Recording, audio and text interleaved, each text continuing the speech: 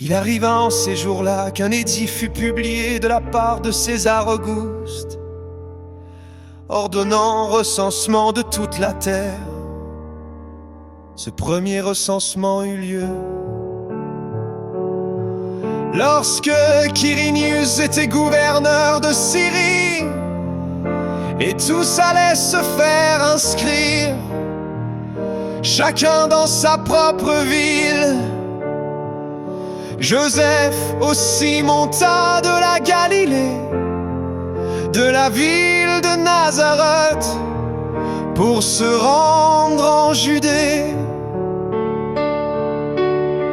dans la ville de David, appelée Bethléem, parce qu'il était de la maison et de la lignée de David, afin de se faire inscrire avec Marie, sa fiancée, qui était enceinte pendant qu'ils étaient là.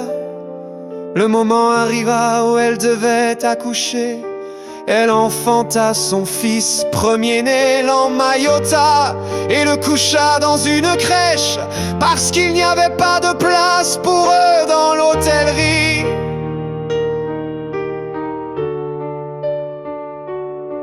Il y avait dans cette même région des bergers qui vivaient aux champs et qui veillaient durant la nuit sur leurs troupeaux. Et voici un ange du Seigneur leur apparut, et la gloire du Seigneur resplendit autour d'eux. Et ils furent saisis d'une grande frayeur, mais l'ange leur dit: ne craignez point, car je vous annonce une bonne nouvelle, qui sera une grande joie pour tout le peuple. Il vous est né aujourd'hui, dans la ville de David, un sauveur qui est le Christ, le Seigneur. Et voici à quel signe vous le reconnaîtrez: vous trouverez un nouveau-né emmailloté et couché dans une crèche. Et soudain il se joignit à l'ange une multitude de l'armée céleste, louant Dieu et disant: gloire à Dieu dans les lieux très hauts, et paix sur la terre parmi les hommes qui l'agréent.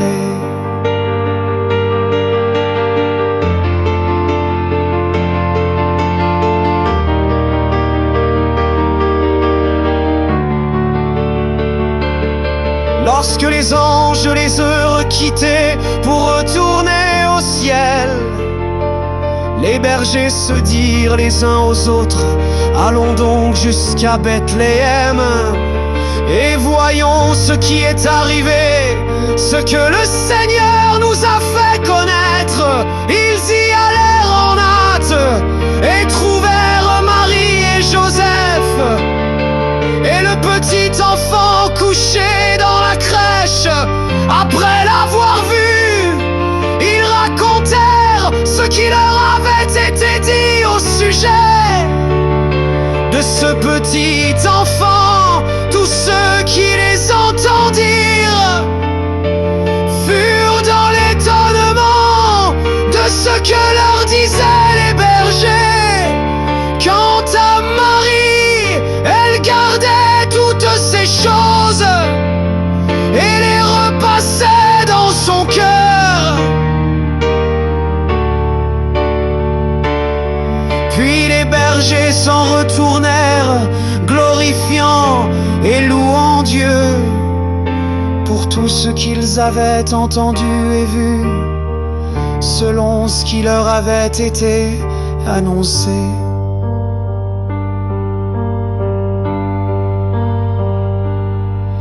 Et quand 8 jours furent accomplis pour la circoncision de l'enfant, il lui fut donné le nom de Jésus, nom qui avait été indiqué par l'ange.